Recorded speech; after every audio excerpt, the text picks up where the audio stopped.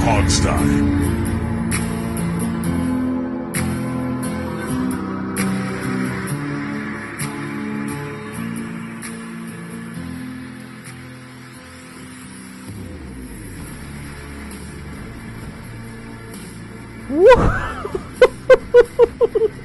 Guys, we haven't beaten up on the Cowboys like that in almost a decade. And I don't know what to do. I'm so excited. I'm so happy.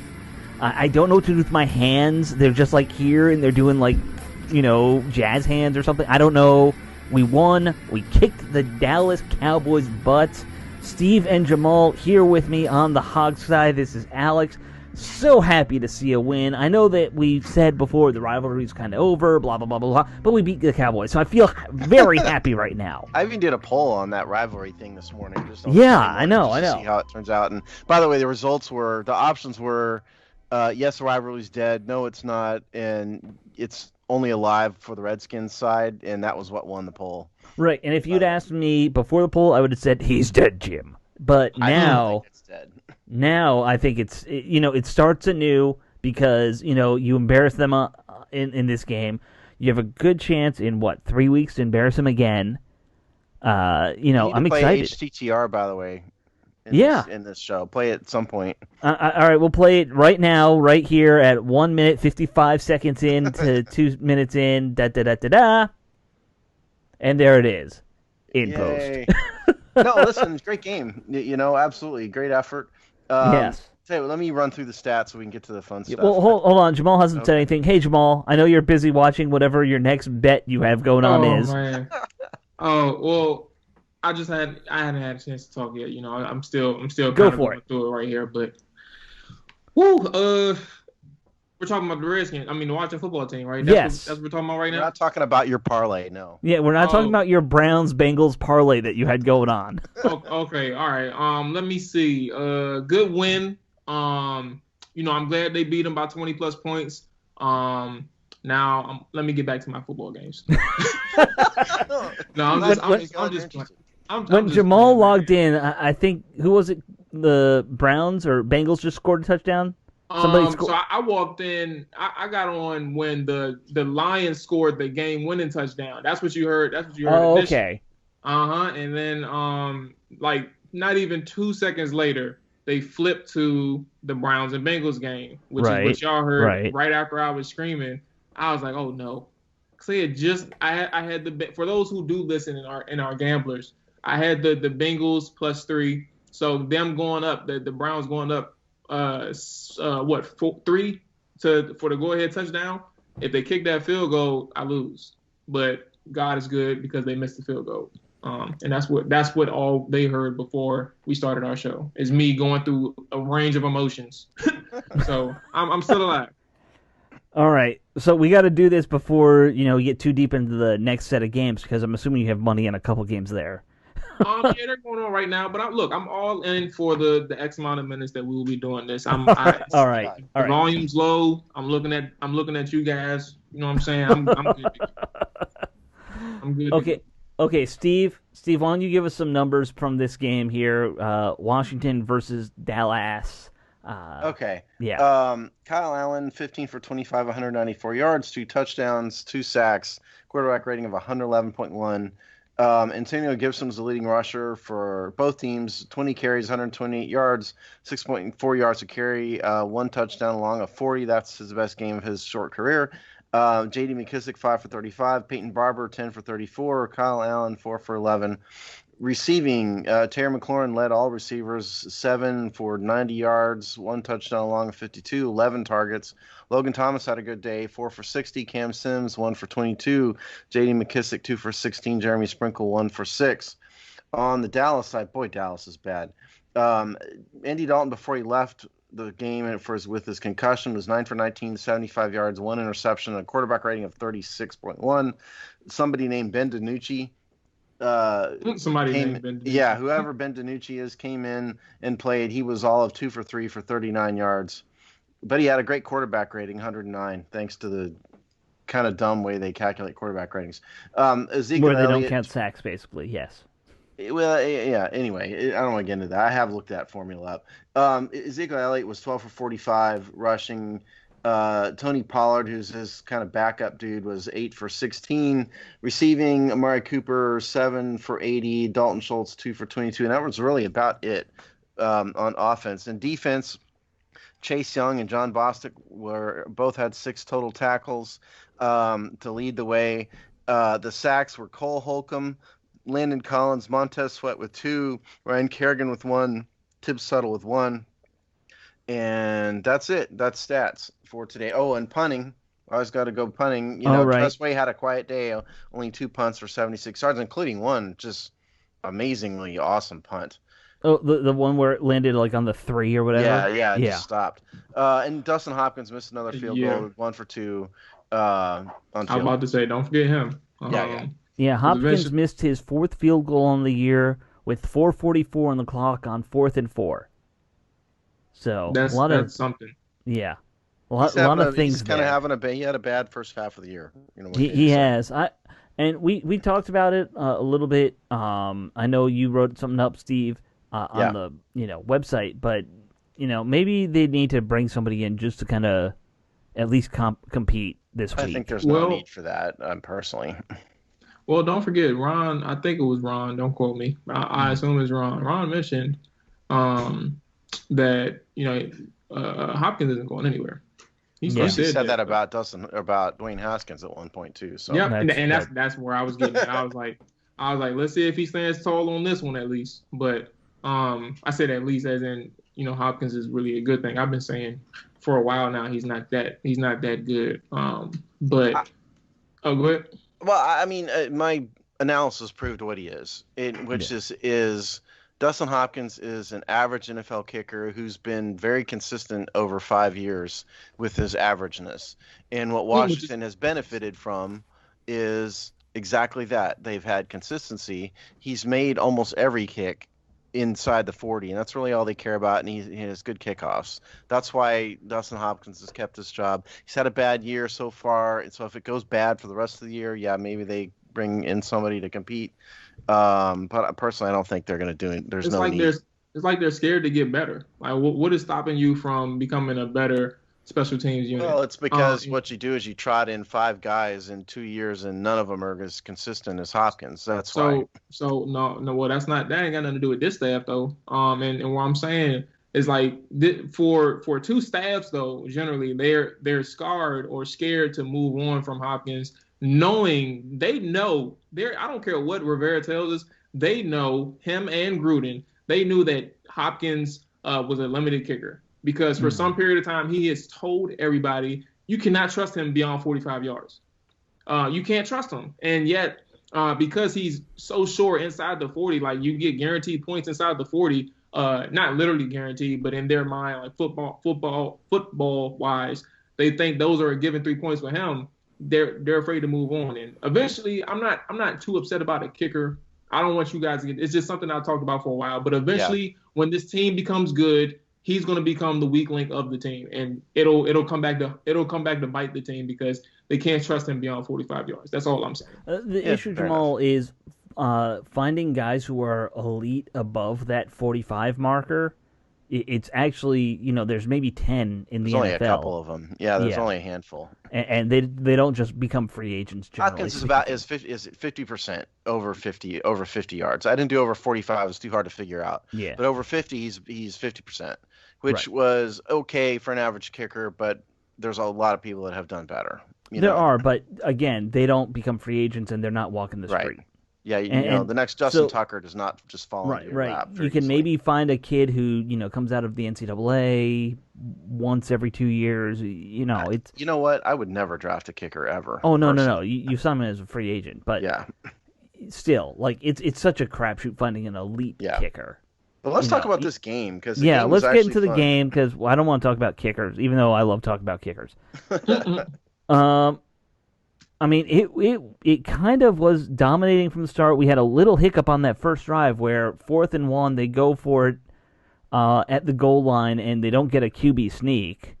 You kind of have to be worried at that point with this game, but they get a safety the next on that first defensive series, and they didn't look back, man.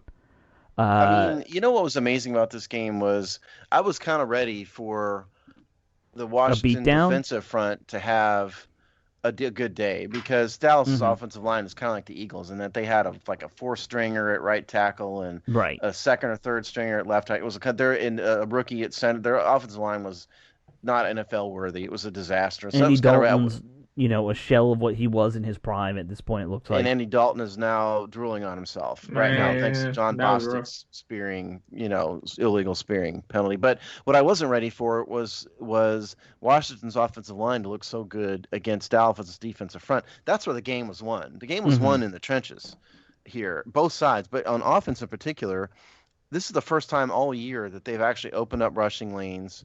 They kept the quarterback basically clean. And it's not like Dallas doesn't have decent pass rushers. They do. No, they have two good pass rushers. Yeah, I was impressed with Washington's offensive line, amazingly enough. That's the key to the whole game right there. I was unexpectedly impressed. I tweeted right at the start of the game, I'm already worried about the left tackle because we knew that we were down to our, third left tackle at this point? Yes. Third?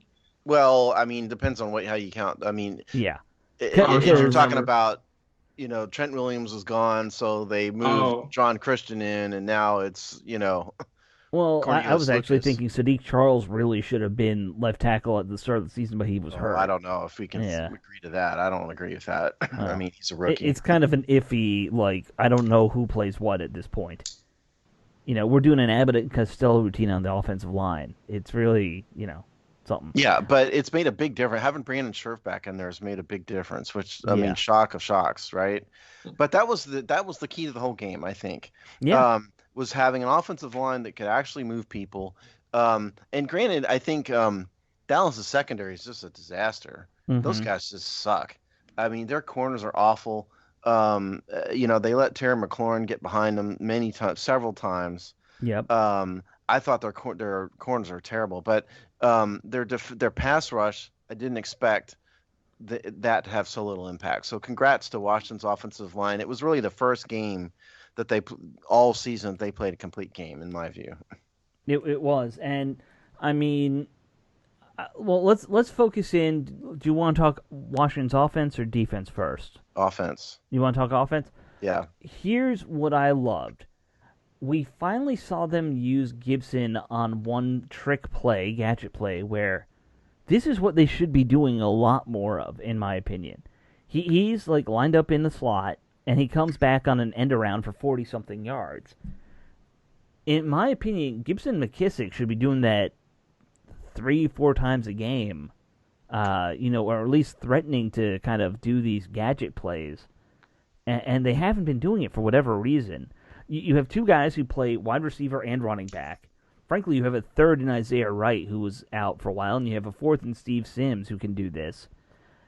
You should be running end-arounds all the time just to mess with guys. You can't live with it like that, though. I mean... You can't, but you can't... This team can't live with just running for 2 yards and a cloud of dust up the gut. It shouldn't be lost on anybody. By the way, the team rushing was 39 yards, 39 carries, 208 yards. Yeah.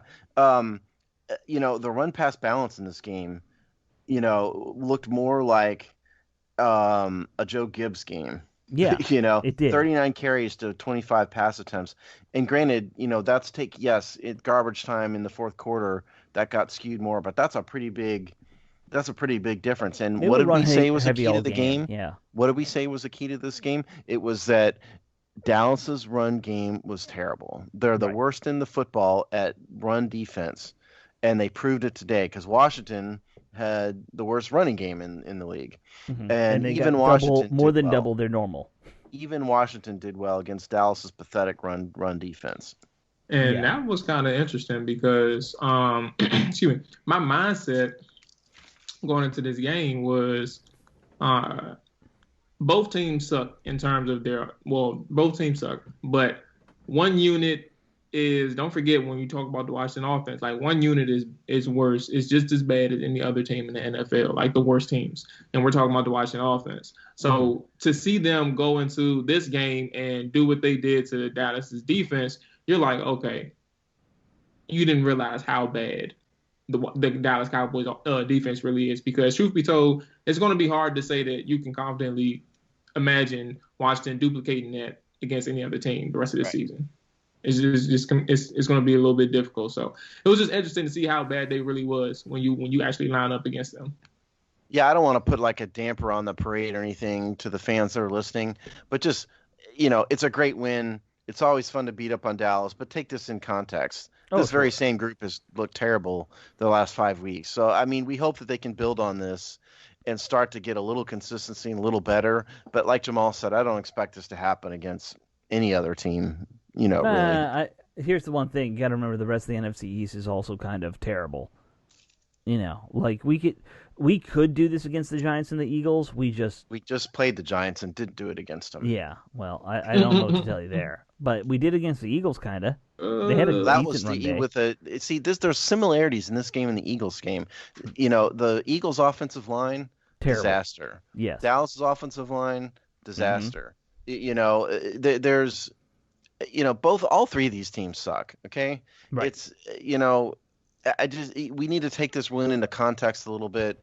I just don't think, especially on the offensive side, they just can't duplicate this every week. And the defensive line, like I've said, I mean, it's great that they dominated today, but they've looked bad for several weeks. Yeah, they've not been even spotty. It's just been two very good games, two very bad ones. So here's the positive thing, though, when it comes to all this, because I agree completely with what Steve is saying. Obviously, I said, like, this Dallas defense is terrible. But the good thing about playing a terrible defense sometimes is it can help you sustain momentum and also gain some type of chemistry, because for a long period of time, what is it? Week 8, week 7? Yeah, week 7. For a long period of time, for 6 weeks prior to this, you weren't getting any type of chemistry developing. You wasn't seeing anything correct in terms of just how the offense was moving and flowing through the games, the previous 6 games. But playing a bad defense such as Dallas can help you see things better on the field too. This is just an optimistic viewpoint, but these are things that can help you moving forward. Now, how much does it translate in terms of significant increase in production? I can't tell you that part, but it could help you moving down the road. Like, you can go from 31st to 25th, and who knows what type of difference that'll make for this team. I don't know. Yeah, you hope that they can build on it. That's exactly right. That's the type of thing that should hopefully happen in games like this. Let's quickly touch on the passing game before we go to defense. McLaurin, you said he led the game in catches and yardage. Well, yardage, he tied with Cooper for catches, but yardage, yes. Yeah. He had 2 catches that really impressed me, and they were little ones. It wasn't the big touchdown. It was that third down where Allen is thrown off his back foot and kind of just lobs it to the sideline, and McLaurin somehow created enough space to come down with it. And then the screen pass where it looked like he was going to get tackled for, 3-yard loss, and he turns it into a 4-yard gain. His ability to just make moves on the field with the ball and even without the ball in his hands, I really would love to see this kid with a better quarterback and some other help around him, because he's just so impressive every time you see him make a play. I mean, that Browns show I went on, they didn't believe me when I said that Terry McLaurin was elite. Yeah. They just flat out didn't believe me. And this is the kind of thing you see. I mean, look at his production. In spite of being on a bad team with poor quarterback play, all that stuff, his numbers are all top 10 in the NFL by every metric, basically, you could measure for a wide receiver. He's their best player. I just hope they don't waste his career here floundering amongst, cycling from awful to mediocre and back like Washington tends to do. I hope that they really make something of his career, because he's outstanding. He really is. He really is. And, Thompson had a good game today. Thomas, sorry. Oh. Logan Thomas. Yes, he had a good game today. He made one really nice catch. The one where he was he had the defensive back all over him, and he just kind of went up and got it. Well, I mean, I'll take 4 targets to Logan Thomas is okay. Yeah. You know, it's when you get up into a lot more targets than that there's a problem. Can he contribute? Absolutely. Can he be a valued starter on the team? Absolutely.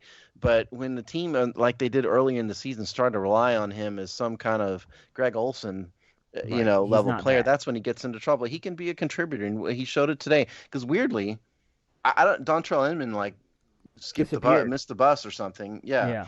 And so really and truly, the only two players, McLaurin had 7, Logan Thomas 4, Cam Sims had 1.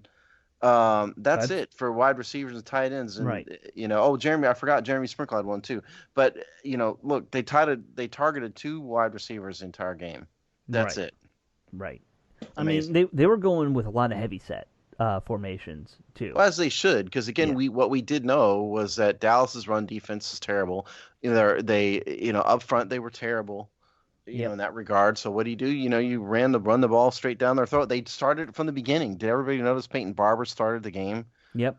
And I was Hemingway got a lot of thinking, play time as a fullback and tight end. Yeah. My very first note I wrote was why.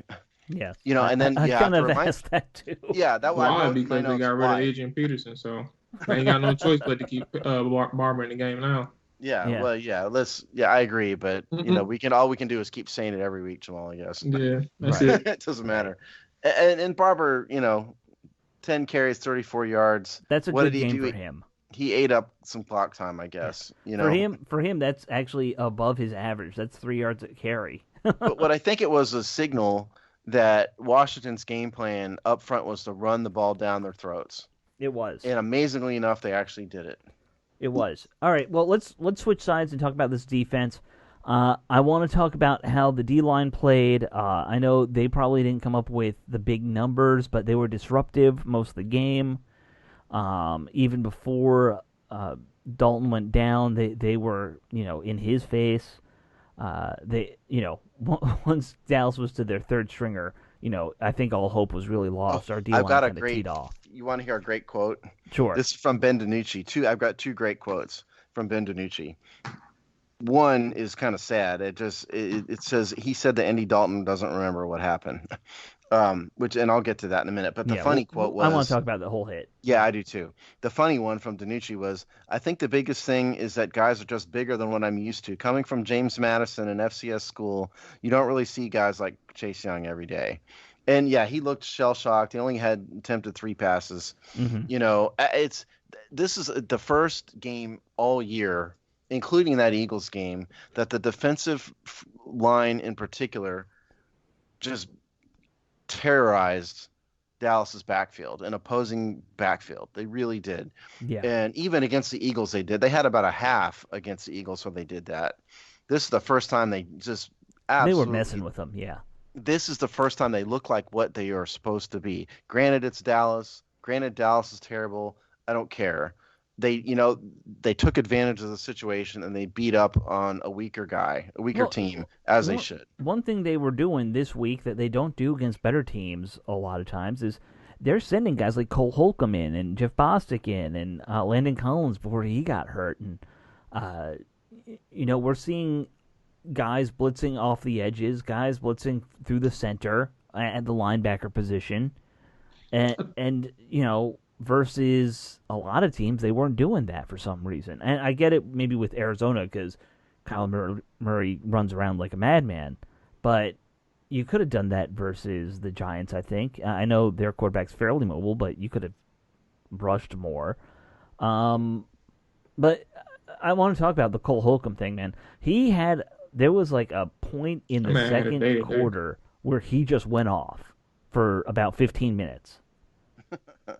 And he was, yeah, it was he one of his best games. His best games. Let's start with the John Bostick thing. Okay, we can talk about that too. Yeah, so John Bostick's penalty was one of the worst examples of helmet-to-helmet spearing I've seen, and he definitely deserved to get ejected. Sure, he'll probably get a fine. Whatever the word, I don't know the history of suspensions for things like this in the NFL. I've never had thought to look it up recently, at least. But whatever the worst penalty is, he deserves it because Kyle Allen, Andy Dalton was clearly giving himself up. He was going down. What'd you do? You aimed directly at his head, hit him helmet to helmet. there's no excuse for that. And whatever the highest penalty the NFL can give is what you deserve, John Bostick. I agree completely. But I put this out on our Twitter, and it's, I think, a fair question. Quarterbacks sliding is not the smartest way to safely have a quarterback give themselves up. And the NFL, in my opinion, needs to think of another way for quarterbacks to give up on a run. Because, such as what? Wave a white flag? Or throw the ball behind you. I don't know. Something. Because, you can't do that. Well, you just don't call it a fumble. It's a dead ball. If you slide, you are defenseless, and you have no way to stop yourself from getting hit in the head. And it's too high speed of a game for guys to pull up reasonably a lot of times. Bostick hits dirty, no doubt about that. We've seen this almost every game where a quarterback slides and he gets hit in the head. It just happens. It's not a safe way to give up. I don't know what else realistically you could do. I'm about to say, I think this is just part within the football thing. You can't really adjust that. Then they got to think of something, because this ain't working. If a plan doesn't work, come up with a new plan. It's part of the game for me. Yeah.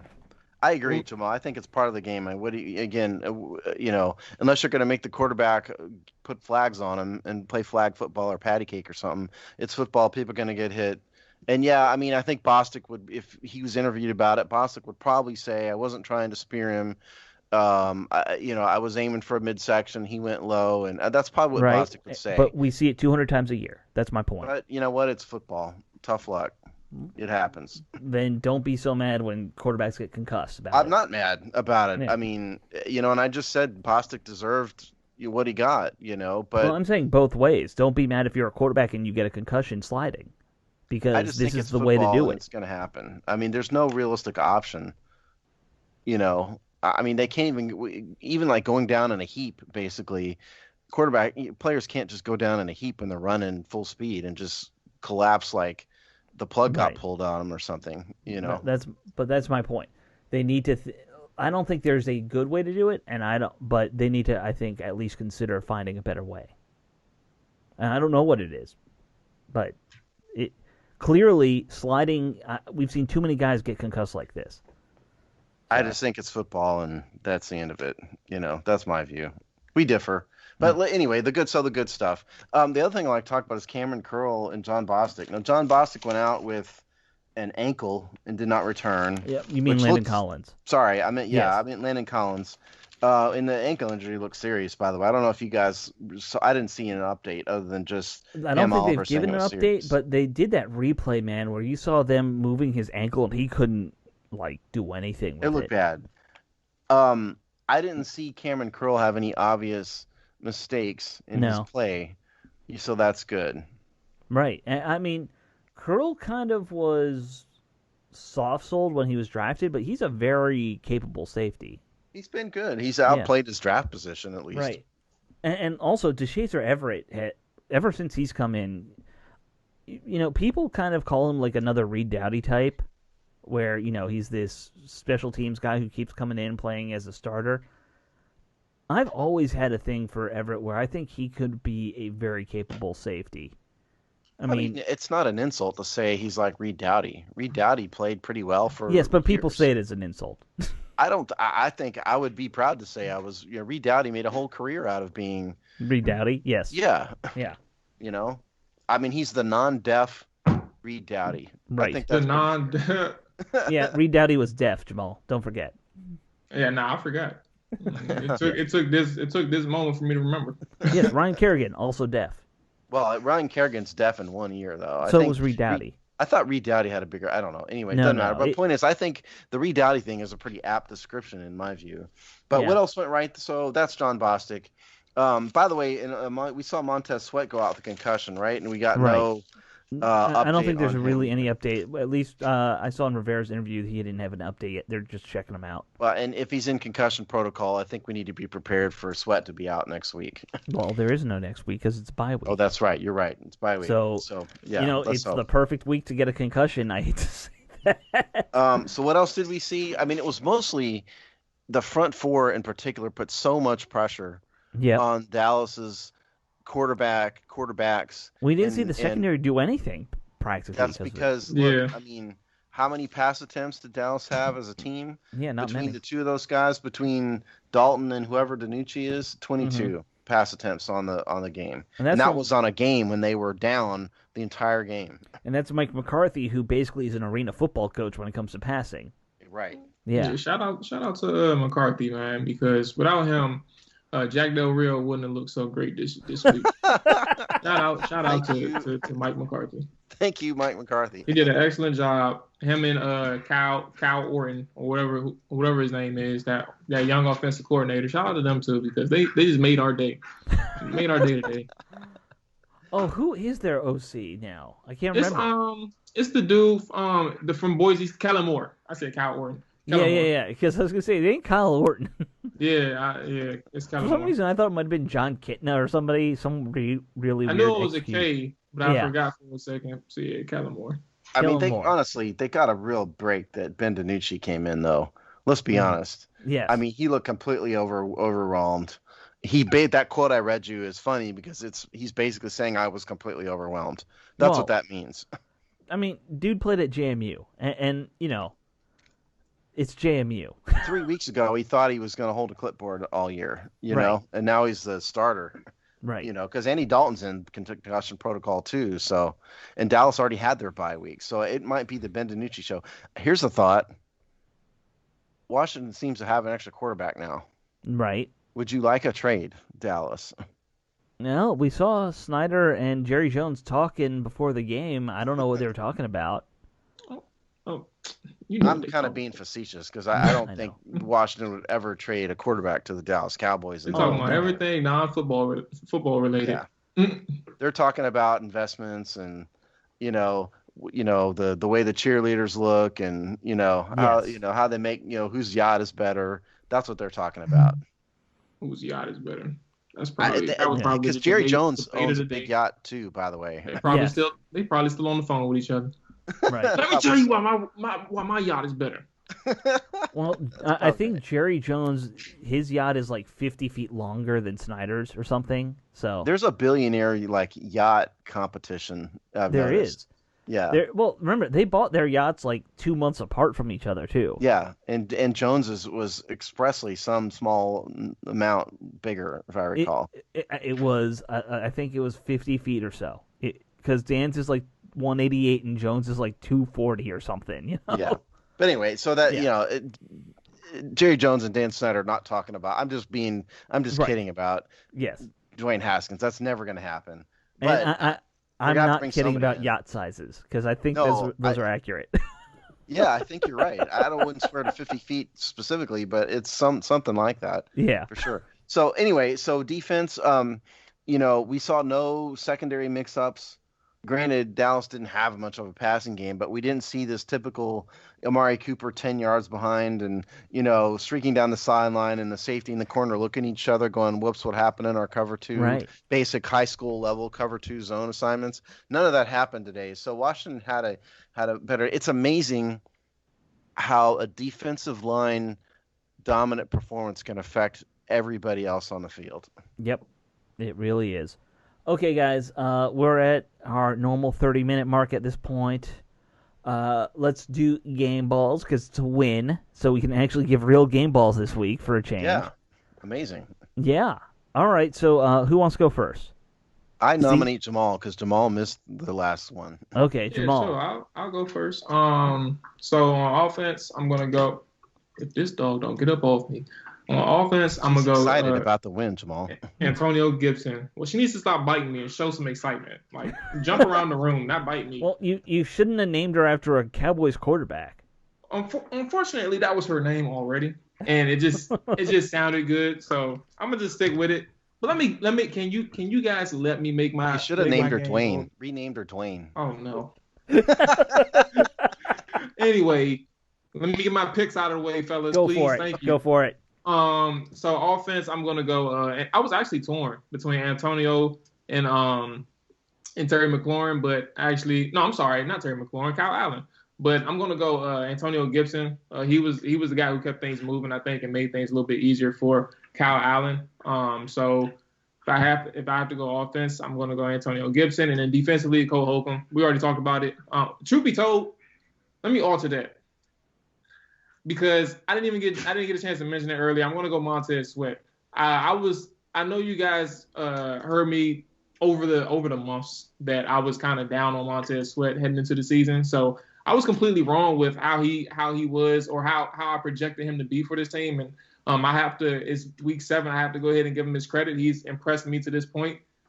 This week he had 2 sacks and 1 strip sack. So look, that's my defensive player of the game is Montez Sweat. Okay. Good choice. All right, I guess I'll go next. We'll save the host for last. I got to join you with Antonio Gibson. Listen, he had a career day, 128 yards, 6.4 yards per attempt. I mean, that's everything Washington needed. So he's definitely that. In terms of defense, I'm going to go with Chase Young. The stats don't reflect what he did in this game. I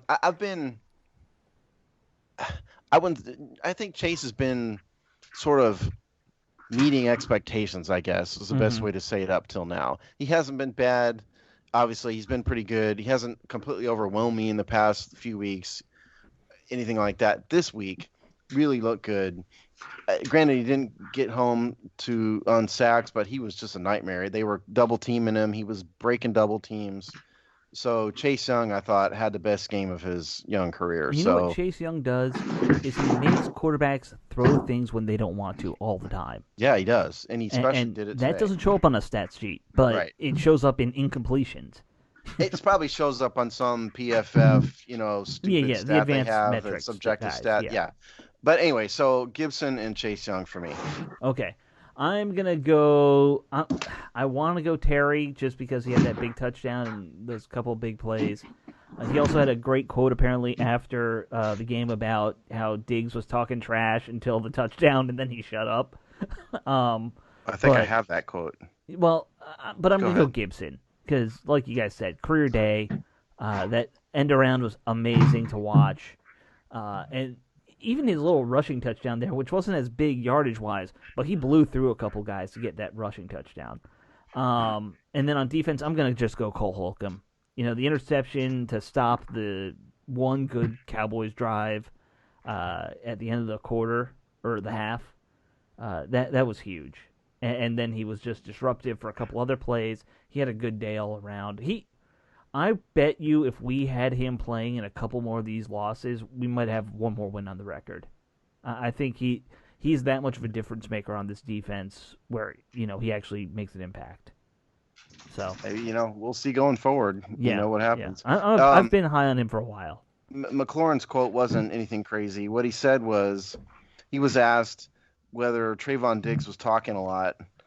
And he said wasn't too much, but was he talking after the TD? He said it wasn't too much after that. I like his game. I like his confidence. That's all McLaurin said. So, well, anyway, it's still fun. Like, he shut him up pretty quick at the touchdown. Guys, all right, let's wrap it up for the day. Good win. Very happy. Yep, good win. Yes, this week at work will be a little bit easier because we beat the Cowboys. So it is a bye week, so what we're doing here, we're going to have our typical bye week spectacular episode.